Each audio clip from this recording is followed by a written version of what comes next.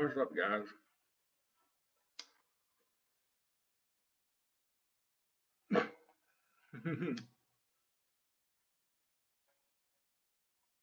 How's everybody doing early on this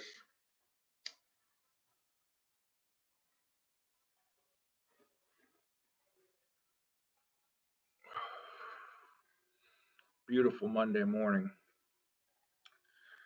I want to start using my YouTube channel here a little more frequently. Um, I did a little video yesterday about the case against Ohio Issue 1. Today I want to talk a little about the case for Mike DeWine for governor of Ohio and for the red wave. They've been talking about a blue wave for the last several months now. The last year or so, I've been hearing blue wave.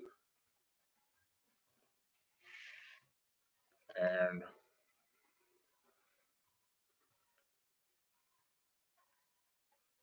I just ain't been buying it. I can tell you why, for a lot of reasons I'll get to later. I want to do these videos though. I want to tell you the cigar and stuff's a bad habit and a gimmick. This is just my opinion. Try to be slightly serious, but not too serious. And I want to just get some things out there. Seems like the Democrat Party owns the media, 5 cable networks and 3 broadcast networks, but Republicans and conservatives don't own, but we have the social media at our disposal, and this is what we're going to have to use. So, with that, I just want to take a few minutes here and express my God given First Amendment right and talk with you a little bit in support of someone I guess I can't call him a friend, we're not that close, but someone who was a mentor early in my political career, Mike DeWine, someone I patterned myself after quite a bit. And well, the main reason you should vote for Mike DeWine is, well, I had ice cream at his house. And you give me ice cream, you got my vote for life. It's that simple. His wife has some great recipes. As you can see, I'm not a skinny lad by any stretch. So, a good recipe. Well, what do they say? A way to a man's heart is through his stomach. Well, then in that case, I'm in love with Fran DeWine's cookbooks. But in all seriousness, I think Mike DeWine. He has everybody over to his house every summer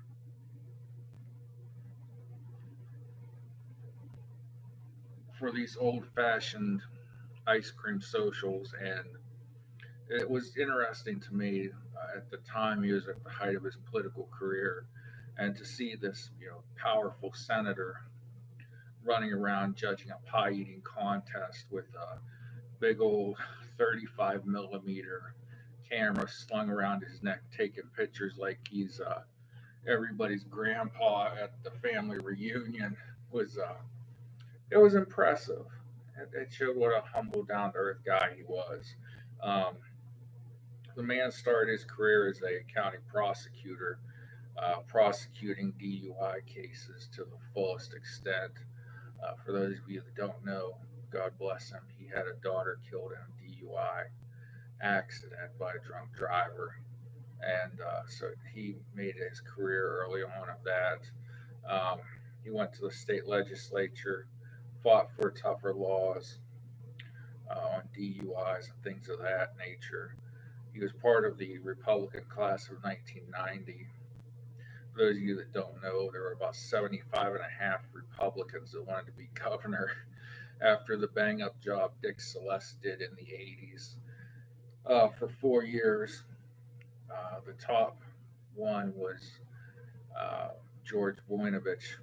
He had just come off a stint of mayor of Cleveland cleaning up Dennis Kucinich's mess, and he was riding a high wave, or so to speak. So there, of the Republicans, they made a deal. DeWine stepped back and was lieutenant governor, and various other Republicans that wanted to be governor ran for other offices, and they kind of swapped offices throughout the 90s, which I'd like to see this latest class of Republicans do. To be honest with you, we have some fine people there. Uh, but he is, as a senator, people said, he was a moderate Republican. Well, he helped George W. Bush get two conservative Supreme Court justices. Tell me that hasn't helped this country lately. The Supreme Court is something that is not a touchy feely, feel good organization. It's meant to interpret laws, and that's what conservative means, following the rules of the Constitution. Doesn't necessarily mean Republican. It can be to the right of the Republican Party, it can be to the left of the Republican Party, it can be the center. In fact, conservative is the center. So, but nonetheless, Mike DeWine, who was called a moderate, and was called to be part of the gang of 12 or 14 or some gang in the Senate. He helped George Bush get two conservative Supreme Court justices. So he was a conservative in the Senate, and he's going to be a good governor for Ohio.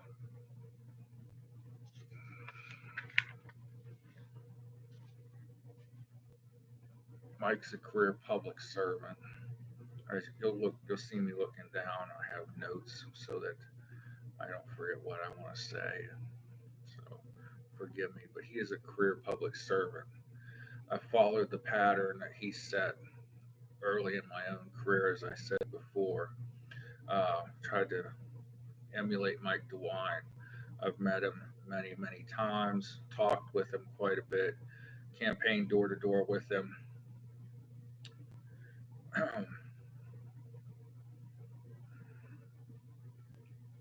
He even knows who Bevo Francis is. Wellsville legend, Bevo Francis. And Mike's a real man's man.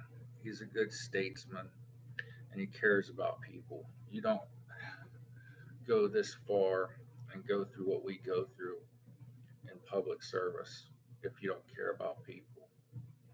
You you just don't. Yeah, in 2000 when we walked Cuyahoga Falls door to door, everyone was rah rah Mike DeWine. He was sitting in people's living rooms, putting his feet up on their footstools, talking with them. Then 2006 came. People weren't thrilled with the war in Iraq. People weren't thrilled with George W. Bush anymore. And I saw Mike take a lot of uh, brow beatings in those door to doors in the same neighborhoods that had been cheering him 6 years earlier. So, he's not doing this for himself. He's not doing it for special interest. The money that you hear in Richard Cordray's campaign ads that Mike DeWine supposedly gets from big health insurance companies, that money doesn't go to him. Okay, they write checks to campaign funds, and they write them to both parties, Democrats and Republicans. That's what lobbyists do. They give donations to either side.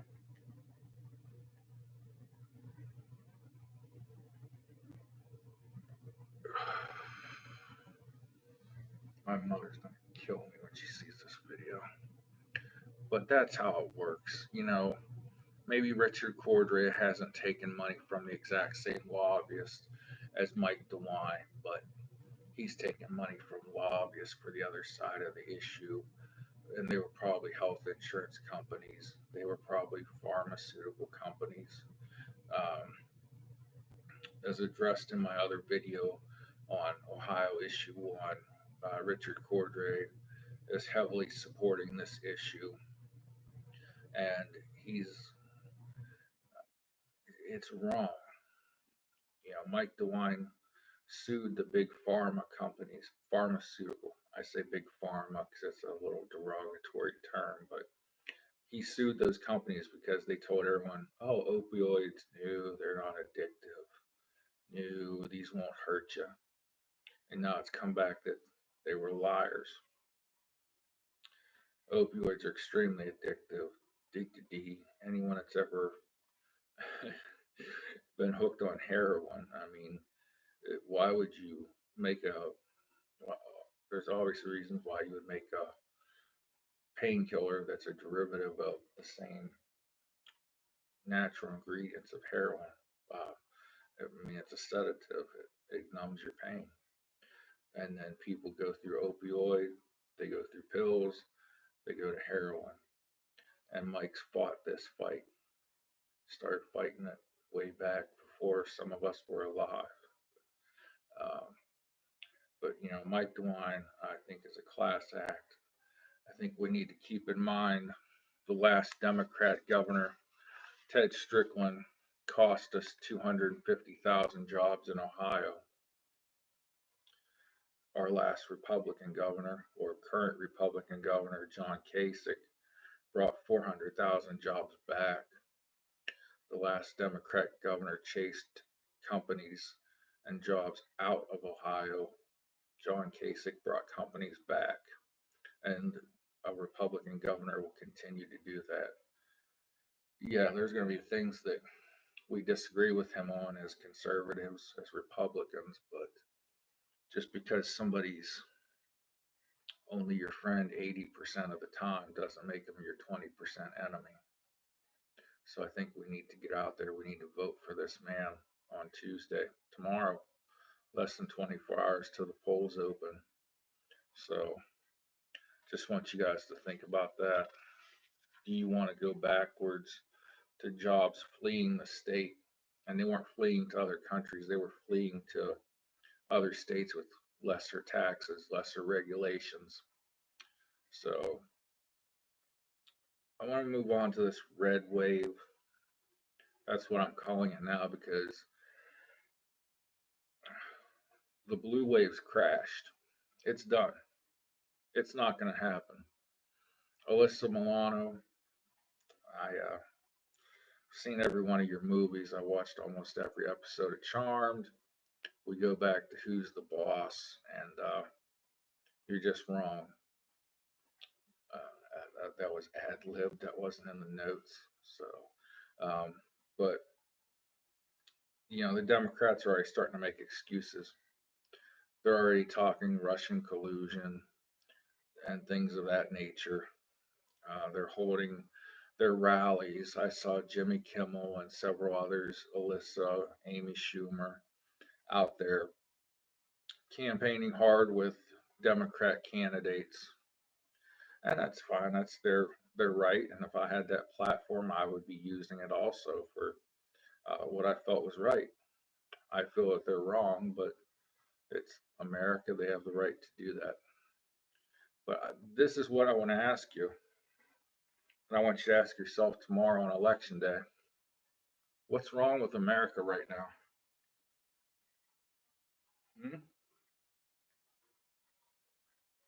Aside from the fact that we're all obese, as you can see.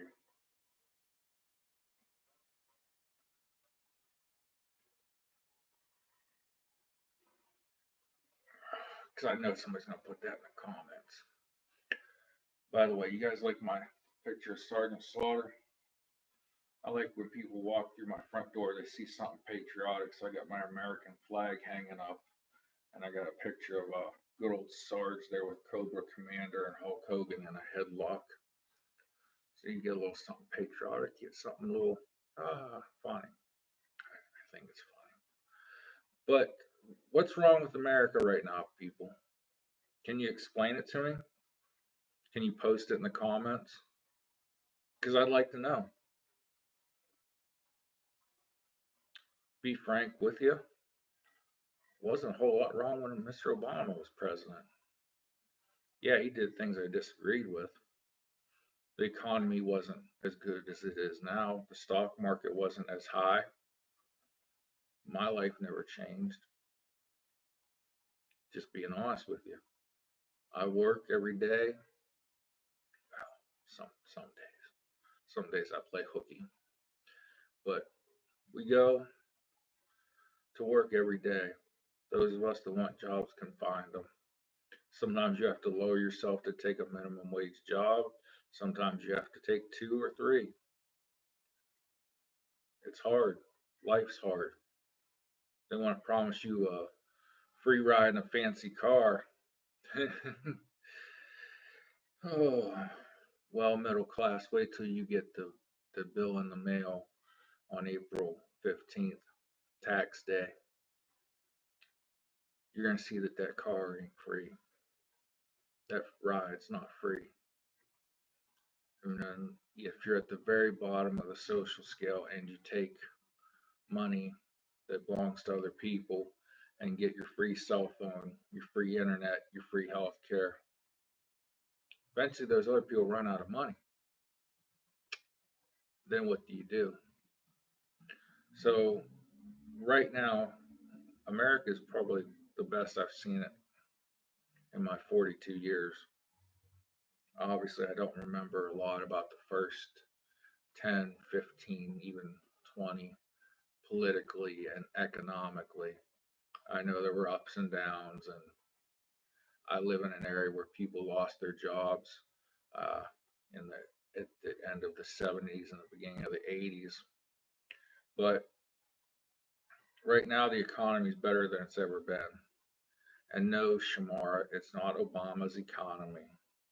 It is not, oh, thanks to Obama's policies. All right. So why don't the Dems, the liberals, and the celebrities like Donald Trump? What's he done wrong? They say racism, not racist. He's not telling African Americans you have to sit at this lunch counter or use this bathroom while white Americans use the nicer bathroom. That's racism, people. And I hate it. Racism is so disgusting and vile. Donald Trump is not a Nazi. Read a damn history book. See how evil and disgusting the Nazis were. See how despicable and what subhuman scum they were before you call Barack Obama, even Hillary Clinton, Donald Trump a Nazi. They were not Nazis. All right. My grandpa carried a Green Army box with him throughout the European theater. A few weeks before he died, I was the only person who ever saw what was in that box. I saw the bodies piled up that he took pictures of, and it sickens you to your stomach. I saw it firsthand from him. So I guess secondhand, technically. But I know the pictures were real because my grandfather took them. They were not doctored, they were not propaganda. So before we go calling out Nazi this and racism that, read history. See what the racist Democrat South did in the 1950s, from the end of the Civil War up to the 1960s and 70s. See what the Nazis were doing before we go throwing those words around. That's a side point. But celebrities, Democrats, liberals say, well, Donald Trump's mean. He's mean. He says mean things. So let's go vote Democrat because they're not mean. Oh my gosh, people, really? Really?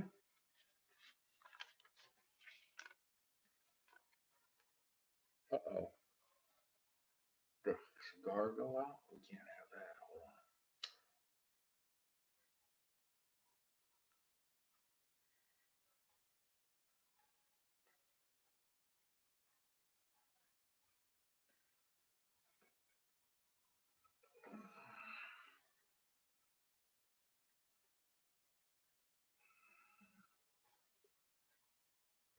There we go. Now we're cooking with grease. So, with help from a Republican Congress, Trump has gotten our enemies under control. North Korea isn't firing missiles at Japan anymore. They're under control. Corporations are bringing jobs back to America. Corporations themselves are moving back to America. Okay? Multi-million dollar, multi-billion dollar plants are being built in America once again. President Trump renegotiated NAFTA, which President Obama mockingly said, and quote, you just can't do that, when he was making fun of President Trump on the campaign trail. He was very adamant about it. Oh, I'm not even going to say this nut's name that's running, but he thinks you can just renegotiate trade deals. You just can't do that, President Obama said. Well, Trump did it, and America is better for it. He's renegotiating trade deals with Europe, with Asia. He's doing it, and America is getting better for it. Oh, but he says mean things sometimes. Prior to the election, Crooked Hillary had us on the brink of war with Russia. Why? Why? I have no idea. So if you can tell me why we need to go to war with Russia, please do.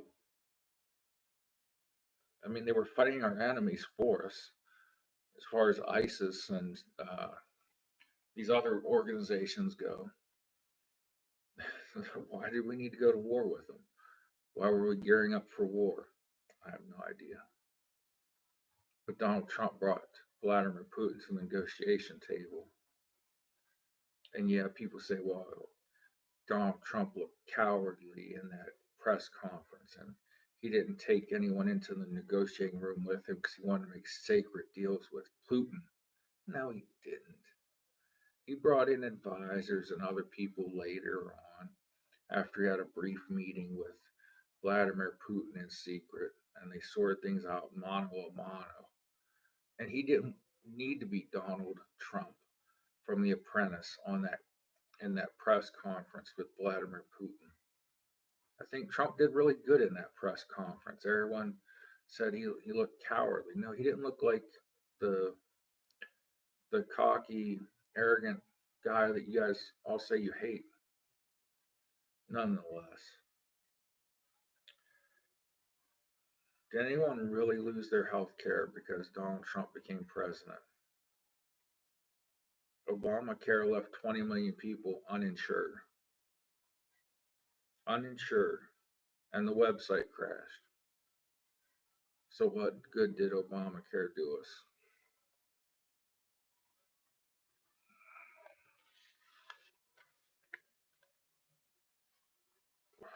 But Donald Trump doesn't pull punches, and he sends mean tweets.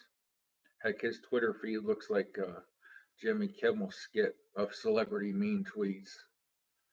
But that doesn't make him unqualified to be president. Hillary Clinton and Maxine Waters have downright encouraged the harassment and attacks on Republicans. Antifa have gone out and participated in violent protest, not civil disobedience.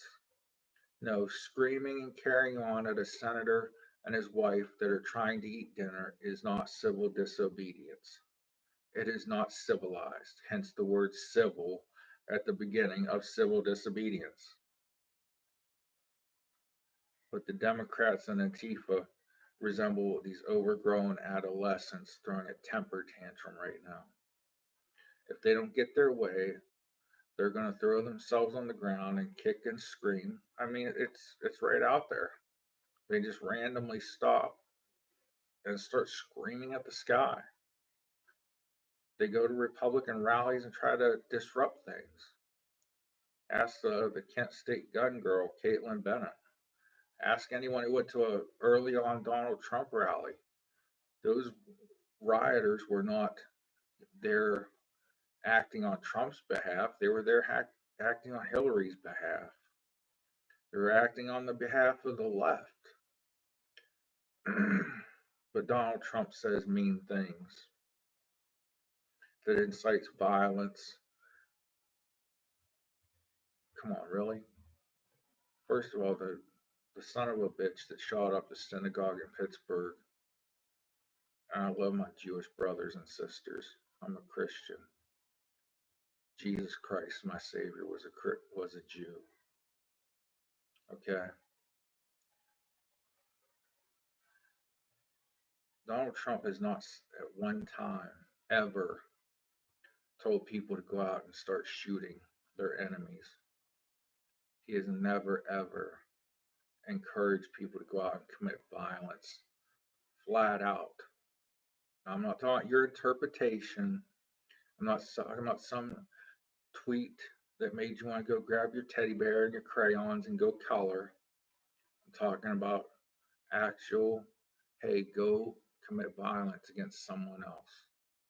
Only one time in a campaign rally did he ever do that. And it wasn't inciting violence. That he said kick him out because somebody was starting a fight in the audience. A Democrat started a fight in the audience at one of his rallies. That's the only time I remember. I don't want your interpretation. I don't want what your opinion is of Donald Trump's tweets. And if you can find it, show me. You can't. Donald Trump's never told people to go out and commit acts of violence. But Hillary Clinton and Maxine Waters have said kick them out. They've said go after Republicans. And there's been shootings at Republican headquarters. That's not even a word. At Republican headquarters.